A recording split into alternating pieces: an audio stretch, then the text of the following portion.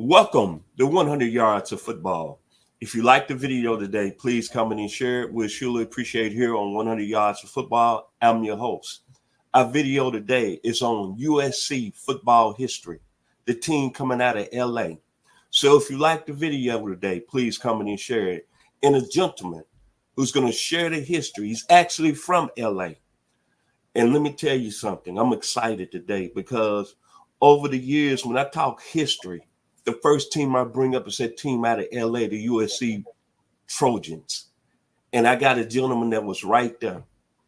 I'll be 64 years old in 2 weeks, and the gentleman is not too much young. I want to say a little bit younger than me.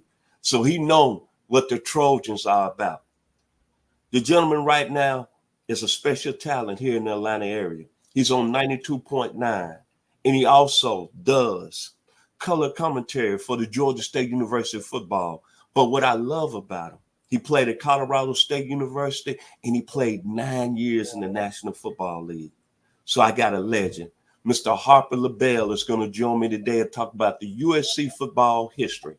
So if you like the video, please come in and share it. Mr. Harper, you told me don't call you Mr. LeBel. Harper, how you doing today? And let's jump right into it. Let's talk about the USC, the mighty Trojans out of Los Angeles, California. Thank you for having me with you, Vincent. It's a pleasure, and especially as a childhood favorite. When you're from Los Angeles, you have to pick a team. It's either SC or UCLA. A lot of people would split. They'd say, I like the Bruins in basketball, but I want the SC Trojans in football. I was pretty much an SC one way, the only way. I didn't go there, but I was on that campus on numerous occasions and got to go to several games when I was a kid. And it was very impressive. And thank you for allowing me to be on to share our historical and personal preference towards the University of Southern California. I'm going to tell you, I'm going to start with my love for USC. As I tell the story, I grew up in Memphis, Tennessee, a long way from the West Coast, down south. I was in football country, and I didn't really watch my first college football game until I was 6 years old. And that was Notre Dame and Michigan State, which they called the game of the century. And that game ended in a 10-10 tie. Okay.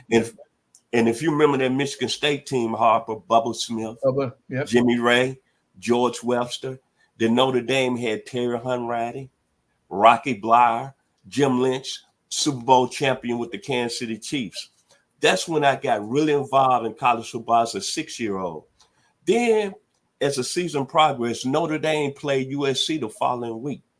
Well, what Notre Dame did, they beat USC 51-0 in the Coliseum. And Notre Dame didn't go to a bowl game. And if you remember, that was the same year in '66 that Alabama went undefeated. Defeated Nebraska in their bowl game in the Sugar Bowl, Ken Stabler, the late, great Ray Perkins. And it was a real hoopla who was number one. And they gave it to Notre Dame.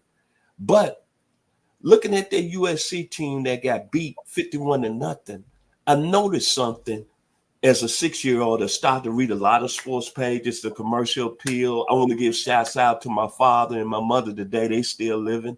87, 85 years old, Chester and Vincent Turner. But I started following USC, and I heard that they was bringing in a junior college transfer from San Francisco, California, Galileo High School, O.J. Simpson. And I followed USC throughout the season, and then that game on November 18th, 1967, number 1 UCLA, they had Gary Beeman. And number 4, USC. They had O.J. Simpson. Because remember, USC was number 1, but they had lost to Oregon State the previous week up there in Corvallis in a mud storm. And I watched that game. I remember my parents had that brand new Field Coast television set. And I watched that game go back and forth. And Gary Beeman put on the show because remember that game, he threw for 301 yards. But this what got me excited and changed my life forever. Following this game of football. UCLA had went up 21-20 in the fourth quarter. 20-14, USC got the ball back. It was almost 10 minutes to go. They ran 2 plays. It was 3rd and 7. the quarterback at the time, Tony Page, came up to the center, and he boasted been calling a pass play. But all I heard him say, red 23, red 23. It was a running play. And you know that great man, O.J. Simpson, was sitting about 5 yards behind the fullback. Gave it to O.J. O.J. went in that hole. Mr. Harper, you can go look at it on YouTube. Went slant, and he put that plant foot in the ground, and then he took off 67 yards. And man, you're talking about, at the time, I'm 7 years old then, the electricity. I want to say it was electric.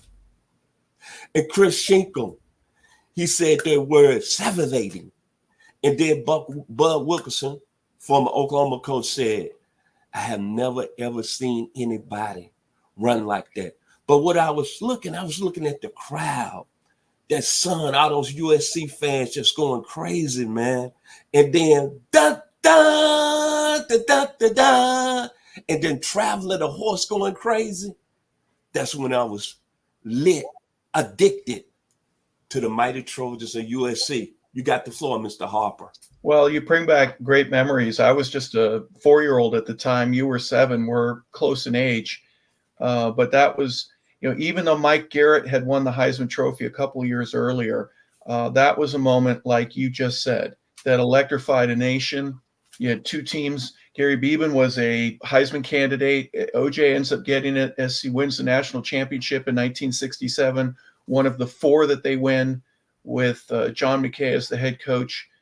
Howard Jones had won a couple in the 20s against Newt Rockne. So the tradition and basically the turn off in the 40s and 50s was back on, and SC became a powerhouse again. And that was just part of it. There's many other great memories that we can discuss, but my memory, much like yours, is watching them. I got to do it in person. It was the 72 game, and just seeing the field, watching the guys warm up on the grass. It's just a different look. It's the peristyle, and watching the band come down. They're wearing those Trojan uniforms with the helmets and the little, not feathers, but they had fuzzy stuff on top. And the songs were great. The fight song is one of the best in all of college history, and everything else, it turns out to be magical. You either love them or you hate them. And for both of us, we turned out to love the Trojans. Another great memory for me was when I did my research. I'm going to go back to 1956, the game against the Texas Longhorns.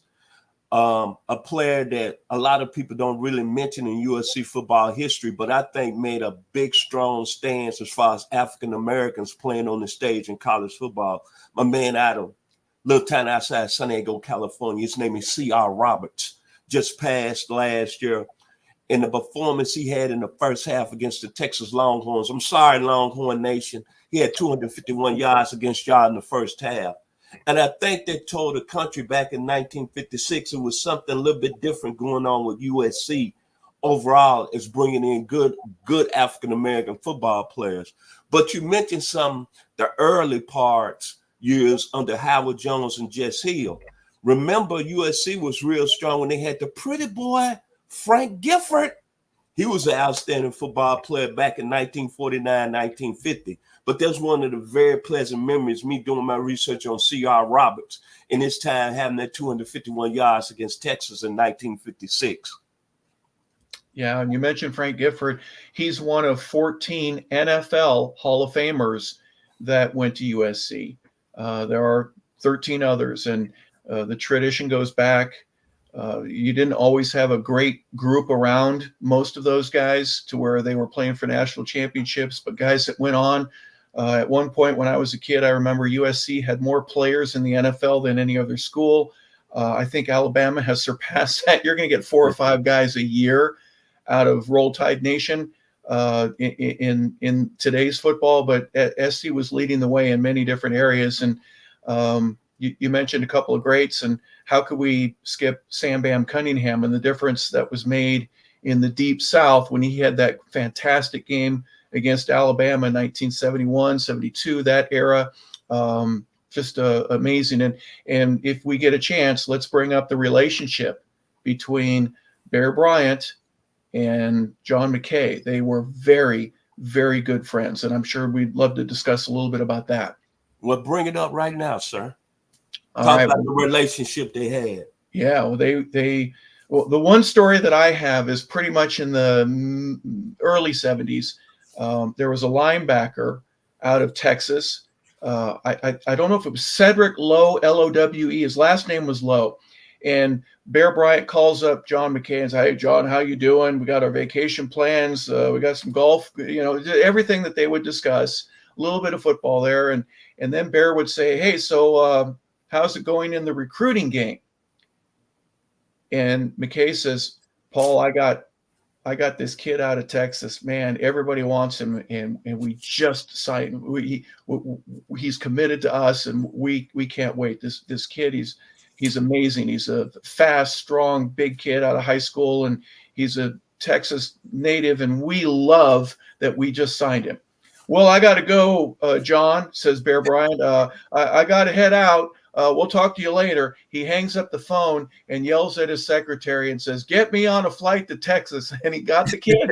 Lowe ends up decommitting from SC, and he goes to Alabama. And the fact that their friendship still remained after situations like that proves that it was much thicker than football. And, amazing things between the two of them. But, from racial segregation and opening up the game to black athletes. And we discussed this a couple weeks ago.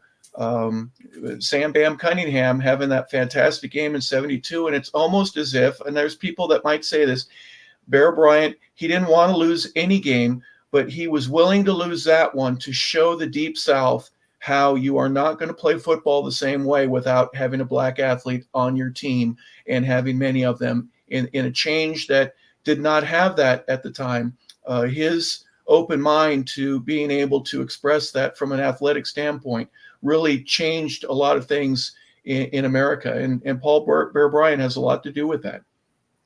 When we talk about great football teams in college football history, and of course, I know right now Alabama's rolling right now, then the University of Georgia with Kirby Smart and back-to-back national champions, and his teams are going to go down in the history of some of the greatest teams ever. But I tell you, my favorite team in all of college football, and it's two teams, the 66 Tennessee State Tigers, as I told you, Harper off air, and the 72 USC Trojans.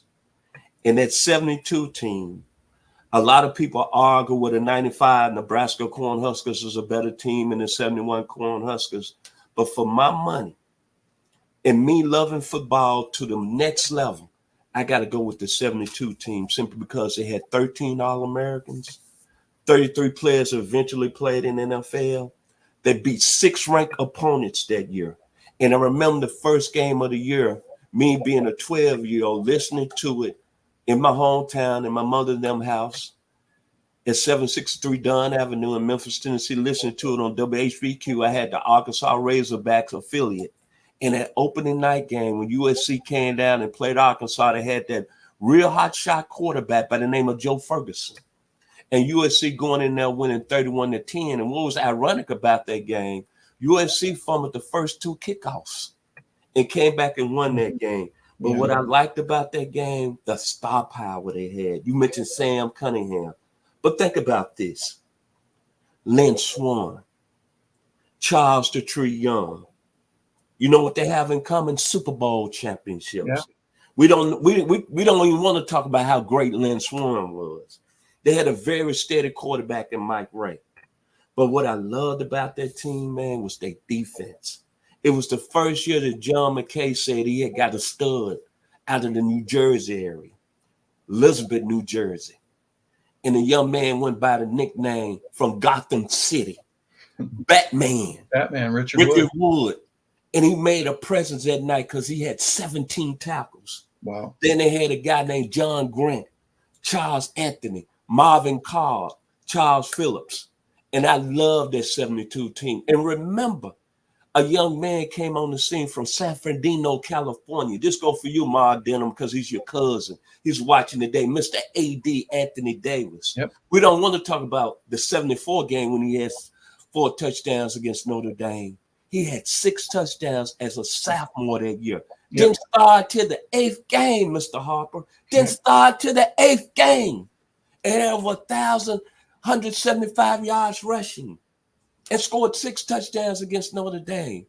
But what I enjoyed about that 72 team, watching the 1973 Rose Bowl with my dad, Chester Turner, NBC, Kirk Gowdy. Game was 7-7 at halftime, but SC went on a roll and ended up beating Ohio State 42-14. And you know John McKay didn't like Woody Hayes, and Woody Hayes didn't like John McKay. Yeah. But the greatest moment was seeing Sam the Bam going over the top 4 times, and John McKay looking across the field telling Woody Hayes, you can't do nothing about it. You can't do nothing about it. And Sam, he was Fast Slammer Jammer. He was Clyde Drexler. Yeah. Akeem over the top.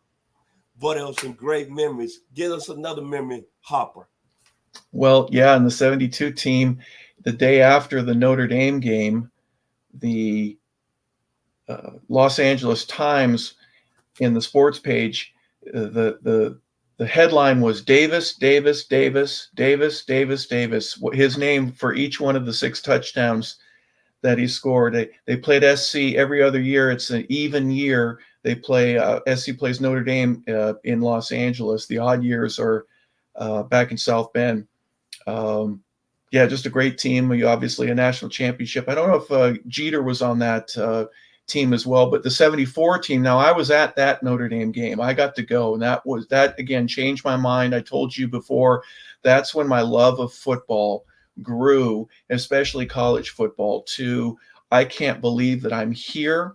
I'm witnessing this firsthand, but SC was down 24-0. They score a touchdown just before the half. They go for 2. They don't get it. It's 24-6 as they travel into the locker room at halftime. And Clay Matthews, who's a friend of mine, was on that team. He was a freshman. And he puts it this way. He says, everyone was looking for Coach McKay when the officials came in and say, hey, Coach, where are you? Hey, you got 2 minutes. You got to go. You got to get the teams out there. Let's go. And on purpose, McKay was a little bit, in the distance. And he walks up and he sits down, but he doesn't sit down. The rest of the team is sitting down. He looks around the room and he points. He goes, AD, where are you? Anthony, you're going to run this kickback. You understand? Guys, you need to make a block for him. We're right back in this ball game after we get this touchdown. And he did it. He took the kickoff at about the 3-yard line. He goes up the middle of the field. There's a Notre Dame player that almost gets him at about the 20, and then he takes it along the far sideline, the Notre Dame sideline. And as the TV are showing, he's going from right to left. He's going from east to west. Clay Matthews is in the way trying to block for somebody. AD sprints right by him.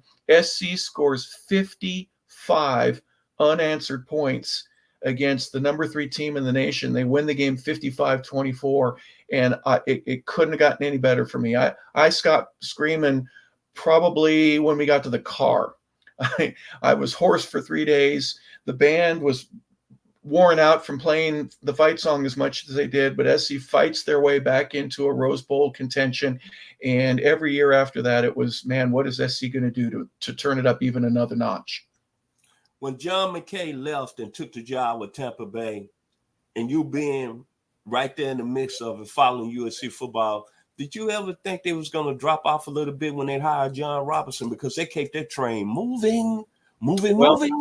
It's funny. It was during the recruiting process that Lynn Kane, who was a fullback with SC and played here in Atlanta, and I've talked to Lynn on numerous occasions, they were undefeated in the 76 season when John McKay announces that he's leaving to go take over as the head coach of the Tampa Bay Buccaneers. They lost their next 4 games. They were undefeated and they were ranked number 1. So did it have an effect on them? Absolutely. And then John Robinson comes in 76, I said 76, I meant 75. Please forgive me. But they had a national championship team built there. You mentioned all the guys that went on to play in the pros from the 72 team.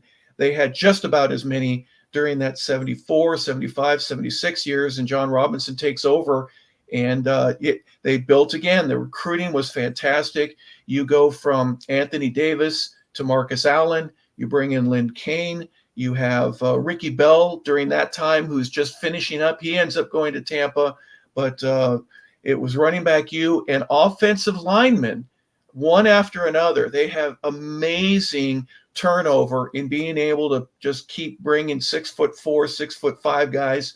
Back then they were 260, 270. Now they're all 320, but their ability to recruit the big guys, in my opinion, was second to none. I think when John Robinson, he took over that first year, remember they lost the opening game to Missouri. Yes. And he came under a lot of flack. And I remember him saying that he talked to the team afterwards in the locker room. And actually, USC got booed off the field in the Coliseum, but he made a bone. He made a commitment. He said, I will never, ever be booed in the LA Coliseum. And they went on. And man, I'm going to tell you, when I went to Arkansas my freshman year in 1978, that USC team he had that won the national championship split it with Alabama that year and came into Birmingham and beat Alabama 24-14. That football team, I'm going to say it once again, no disrespect to the University of Alabama and what you're doing now. And no disrespect what the University of Georgia is doing. But that 78 USC team was star-studded. I'm going to start with the running back. Pound for pound, there's been some great college running backs that's played this game, from Tony Dorsett, Earl Campbell, Billy Sims. We can name them all. But if you wanted a running back, and he passed a couple of years ago, but pound for pound, having the heart of a lion, give me Charles White. And behind that USC team they had, think about it. That's 7-18 Paul McDonald, Anthony Munoz. Come on, man. Ronnie Lott, Dennis Smith, Chip Banks. You know what all they got in common? First rounders. Yeah. And then Bruce Matthews hadn't even made it there. And you talking about offensive linemen, and you talking about that team, Kevin Williams, and they came into Birmingham and they took it to the University of Alabama that went on and eventually, after that loss, won the national championship, beat Penn State in the Sugar Bowl. USC had lost to Arizona State in the middle of the season, wasn't ready to play that game, but came back in the Rose Bowl and won the Rose Bowl. And USC and Alabama split the national championship that year. But that 78 team, man, that team was special. And I want to talk about Anthony Munoz. If that was not a better offensive tackle, Mr. Harper, give me one. Because he was a super baseball player. And one thing people didn't realize about Anthony Munoz, he was a hell of a baseball player. I didn't know that. Yeah. And he's another one of those guys with a real small waist for a guy his size. When you look at that team, and I'm going to tell you a quick story in just a second, but their offensive line consisted of Keith Van Horn. I forgot about him. Pat Howell. Another first rounder. Pat Howell was a New York Jet for many years. You had Jeff Fisher as center, Brad Buddy, and then Anthony Munoz. And I believe Hobie Brenner was on that team as well. Yes, he was. Charlie Young, I think, had just finished. He just graduated and was playing in the NFL at that time. So you got a big offensive line. You got 3 or 4 guys that have won Super Bowls or played in them, and others that were All-Americans. SC is marching down the field. They're going from their own 20 after a kickoff. They get across the 30, the 50. They're in Alabama territory, and it's September 23rd, if I remember correctly. Yes, it's blistering hot in Birmingham. And I got to see the game a few years ago after I heard this story, and I'm watching guys when they hit the ground. There's sweat. There's a little change in the color of the AstroTurf, because when it gets wet, it goes to a little bit of a darker green. Every time a guy would fall, they'd get up, and both Bama and SC players, they're just draped in sweat. Anyways, SC gets the ball. They're inside the red zone. And Lynn Kane taps his helmet on one play. He goes, Coach, you got to pull me out. And all the coaches, John Robinson, Marv Goo, everywhere, they go, get back in, Lynn, get back in. And he goes, one more play. He can't breathe. He's so tired. And he says, Coach, I got to come out. And they're running student body left, student body right. He's gassed. And he comes to the sideline, and Coach Robinson calls timeout. And he says, Lynn, get over here. and the rest of the guys come over as well. He goes, Lynn, I'll burn all my 3 timeouts if I have to. But the way you're blocking in this game right now, you're blowing the holes open for Charles White. For Charles, and doggone it, I'll take the timeouts, but you need to stay in the ball game. And he did, and they scored a touchdown. There weren't a whole lot of points. It was 24-14, as you mentioned. But to me, that's just one of those fun, great moments in college football where you don't believe that it's going to happen like that, but it did. A very critical time in the game. SC ends up. By the way, I brought a couple of little souvenirs for you. Here's my SC football shirt. This I got in 1985. And I've had it ever since. So it's almost 40 years old. And this is a pair of Ken Rutgers. Look at how these things are. These are turf shoes, much like what they wore back in the day, but it said a Nike on the back. Look at that. It says USC. So I got, those are my 2 SC souvenirs. Well, 2 in the shoe, and then a third with this t-shirt that I've been wearing for a while. It's got a couple holes in it. I'm not putting it on anymore, but it's going in my little, souvenir part of my house. And just great memories about Trojan victories and terrific games and players getting through adversity. I just love it. Let me ask you this, from being a fan and your standpoint. When Pete Carroll took the job, did you think he would take SC to that level so quickly when he took the job in his times? No, I really didn't. When you think about some of the history that Pete brought with him with the Jets, and then the debacle there in New England, and then what are they doing? But here's what I didn't know. Pete is an excellent salesman, which means you can be an amazing recruiter. That's what John McKay had. John McKay was a different style of recruiter. He would walk into your house and he basically look at Dad and said, I want your son to come play with me. And then Dad would say, son, you're going to go to USC. The problem that happened a little bit later is this guy named Terry Donahue from UCLA. He was a lot younger. He didn't have silver hair. He was more athletic. He would walk in and he'd go straight to Mom.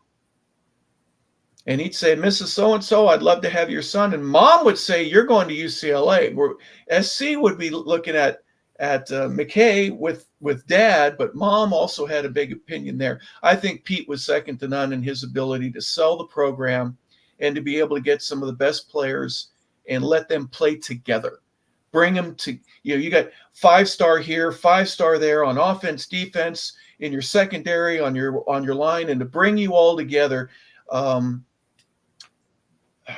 Different coaches have different style. Lou Holtz used to beat everybody up. And on Monday, you were the worst team in the world. The Sisters of the Poor could beat you. On Tuesday, you were a little bit better. On Wednesday, now this is the way we play football at Notre Dame. Thursday, you're thinking, we got a chance to beat the team that we're playing against. And by Friday, everybody on that roster was going to win a Heisman Trophy. That's how he'd build you up from taking you down. I don't think Pete had that same style, but the ability to get guys like Reggie Bush and Matt Leinart and those great offensive linemen that they had, to get the same results and to play for national championships as quickly as he did, there's a little bit of magic to that. And Vincent, I think you understand that perfectly.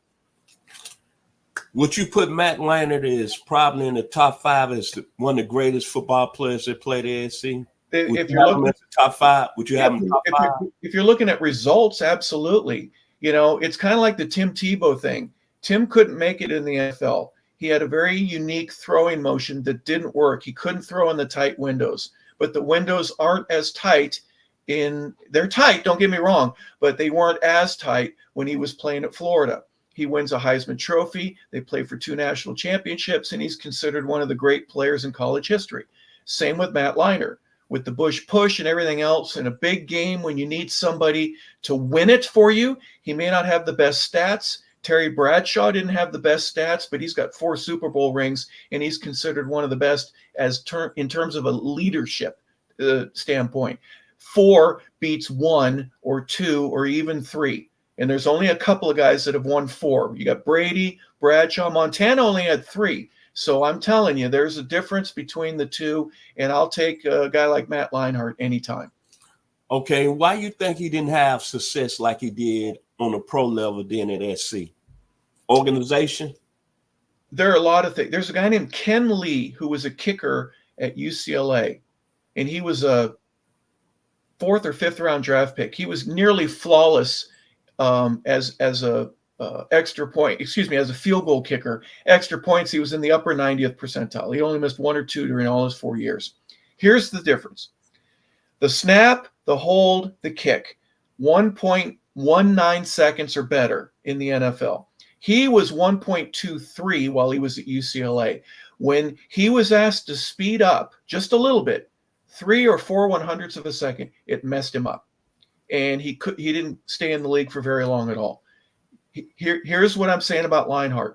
He had a slower than average release, but he also had the ability to read and such a good offensive line that he didn't have to hurry all the time. He did that in some occasions, don't get me wrong. It wasn't perfect, but when he had to speed everything up inside that internal clock that every quarterback has, it was just different, and he wasn't able to transfer it over to being a even great NFL quarterback. Great college quarterback, absolutely, but he couldn't turn it into the success at the NFL level, and unfortunately, his career didn't last very long. Another question. As far as excitement, being electric, must-see TV, somebody's going to want to get you up out of your chair and scream. Who you taking at the highest level of them being at SC? The young man from Galileo High School, OJ, or the young man from San Diego, Reggie Bush? Between just the two of them? Between the two. Okay, I have my answer, and I'm not going to change it. You tell me your answer first. I got to go with OJ, man. I got to go with the 67-yard touchdown, and then I got to go back to the Rose Bowl in '69 when that run he made against Ohio State and Jack Tatum. OJ just had back then that smoothness to him, that glide to him. Don't get me wrong, Reggie Bush was explosive. I'm not taking nothing away, but me personally, I'm old school. I'm taking OJ because OJ, it was something about the juice, man. Yeah. It was just about him reading, just about him exploding. Go back and watch that 67 game against UCLA. Red 23. And look, and then they ran it back in slow motion.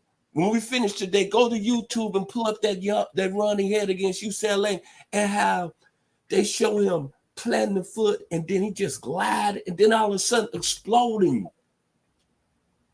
But hey, your answer, sir. Yeah, my understanding is that you're faster than anyone else on the football field if you're on offense is when defenders all around you are diving and they're falling short. That's when you got breakaway speed.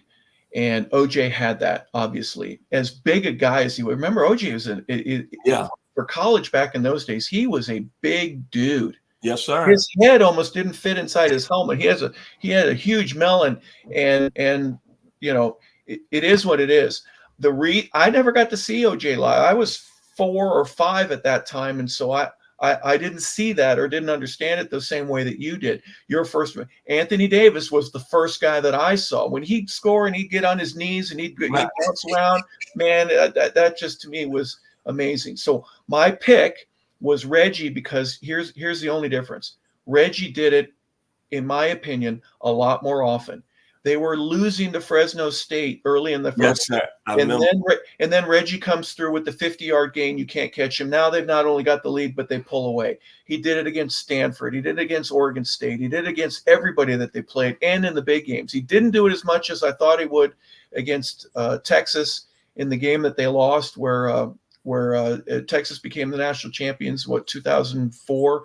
But Reggie was one of those guys that had speed that nobody else on the field had, and it was game breaking.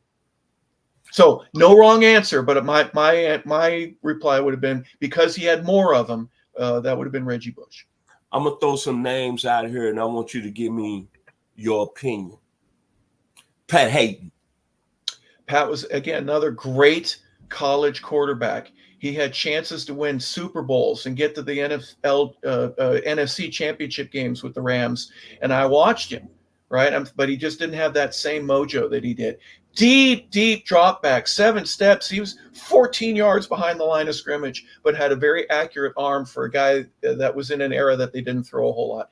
One little thing about Pat Hayden, he went to Bishop Amat High School. He lived with the McKays. He and JK were teammates in high school. He lived with them. He'd have dinner with them. Think of what it was like for Mrs. McKay to have dinner with her husband and JK and Rich and a neighbor kid that spent the time there.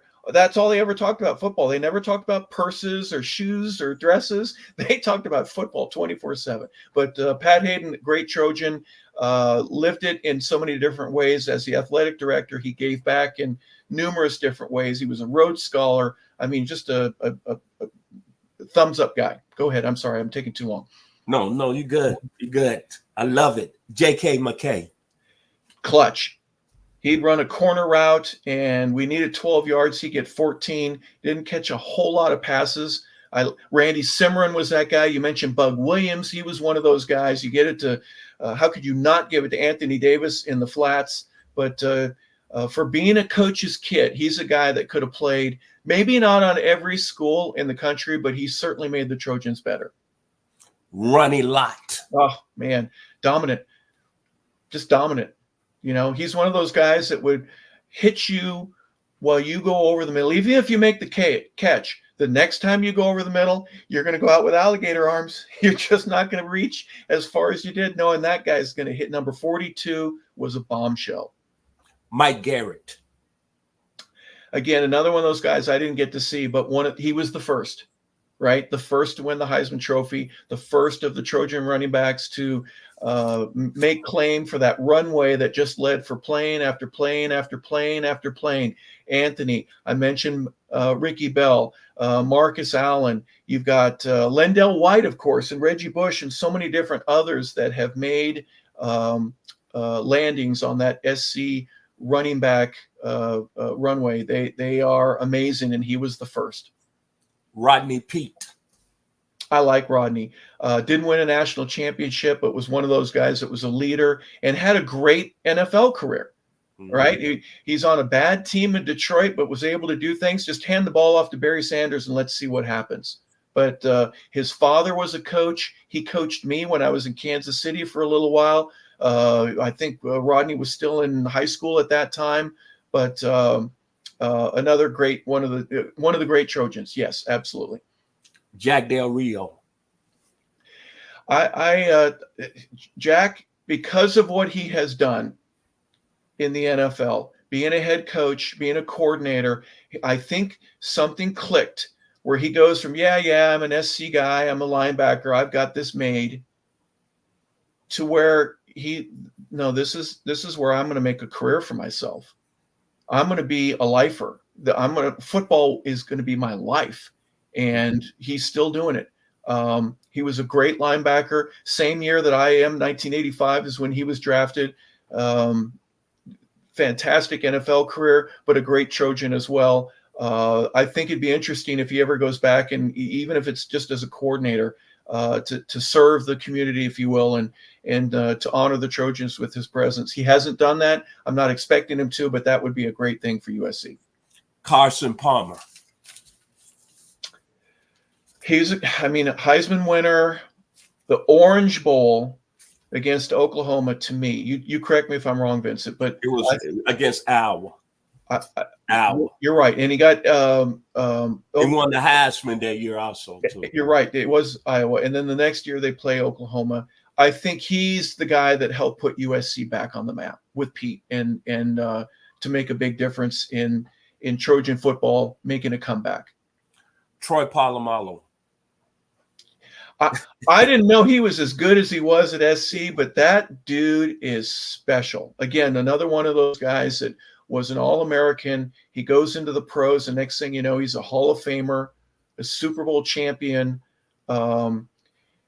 He was so good that he could go in different spots from where he was supposed to line up and read plays and make them. When he jumps over the center and tackles the quarterback before he's able to hand it off, That's not a play that any defensive coordinator could draw up. But he was so athletic and full speed. He'd hurt you, and then he'd pick you up and probably say, "I'm sorry," and then hurt you again the next play. What makes USC outside football? What makes it the school it is when you look at USC from afar? And to me, I start looking at the USC alumni, and I look at John Wayne, Robert Stack, Forrest Whitaker, Henry Winkler. Then I look at the baseball program, Bill Spaceman Lee, Tom Seaver, Fred Lynn. Then I look at basketball, Cheryl Miller, Pam McGee. Then I'm looking at Lisa Leslie. Then I'm even looking at swimming, John Neighbor, tennis, Stan Smith. And then a lot of people don't even talk about SC from an academic standpoint. But what makes that school so special? Is it the culture? Is it in LA? Is it Hollywood? Because when you go out here now and you mention SC, even now in our age, everybody's eyes perk up. The Trojans. What makes it the school it is, in your opinion? There are a lot of things. This is part of it. The fight on. You mentioned the history, the non-athletic people. George Lucas, for example. You know, the guys that have men and women that have gone there that had a great time. They enjoyed the experience and were part of some sort of championship athletically. Whether it be volleyball, you mentioned women's basketball. Their baseball program was fantastic. You know, they were winning Pac-8, Pac-10, Pac-12 championships year after year in one sport or another. Their history, I mean, they call it Heritage Hall. That's where the locker rooms are. The main level of Heritage Hall on ground level has all of their trophies, and it's right in the middle of campus. You don't have to go very far. The locker rooms are down below. I got to go there once, and the team dresses a football team there. They go up the stairs, and then they go across the street and they practice. It's a very us against the world type of environment. They know that they love the school. The people there take care of each other. They remember each other. It's a very unique experience, and to be a part of that is a very special thing that a lot of people don't get to experience because they go somewhere else. But those that are Trojans for life, and everyone else, it's like being in the Marines. It's part of who you are and your family. You are that way for the rest of your life. I think about USC, and you just mentioned family. It was a song out called Family Affair when I was 12 years old, when the USC 1970 football team was doing their thing. And it was a song that was sung by Sly and the Family Stone. And he had it, it's a family affair. And that's what I knew about USC, man. It just seemed like they were so close. And I want to throw another name out there. The first man on the moon, Mr. Neil Armstrong, is a USC alumnus. How about that? Think about that's what I call history, power. And even today, I know we down in the South and everybody want to talk about Georgia and Alabama and the SEC and the Big Ten, USC going to the Big Ten. But man, when you're looking at overall in the last 100 years, man, and you're talking about a team in an area and a school in an area that is nothing but oceans and beautiful scenery around it, and the people that's came through there, it's something special about the USC Trojans, man. I'm sorry. Even though I went to Arkansas, even though I'm from the Southwest Conference, even though I've been down here in the greater Atlanta metro area for 26 years, I'm sorry. USC is still the school. It's still the school at the tops. Their demand of excellence beyond just athletics and academics. There's so many people that have gone there that go on to bigger and better things. Yeah, you got to be in a couple of classes, or you didn't have the greatest GPA or something like that, but you go on. It's almost expectation. And remember, they're landlocked. You go east, there's the 5 freeway and Exposition Boulevard and MLK Boulevard. If you go south, and there's not a whole lot around you in open spaces. Let me put it that way. I've been to Penn State. Penn State has a farm. They have their own brand of ice cream from all the dairy cows that they've got. They've got thousands of acres and I'm probably exaggerating a little bit, but my visit on that campus is everything is spread out and it's all over the place.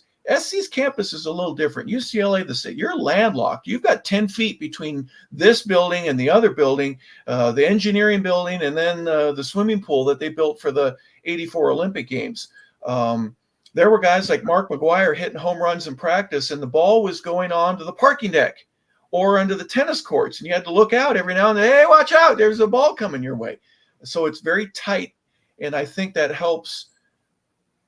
It doesn't help recruiting, especially if you've gone to a bigger campus, but it helps in that, hey, we were all in this little sardine can at the same time, and we learned to make the best of it. I think that's one of the things. I mean, if you've been on their campus, Vincent, you know, everything is right next to one another, and you don't have a whole lot of room. There's not a whole lot of parking spaces, if you can imagine what I'm saying. It's tight. I had one opportunity to visit USC.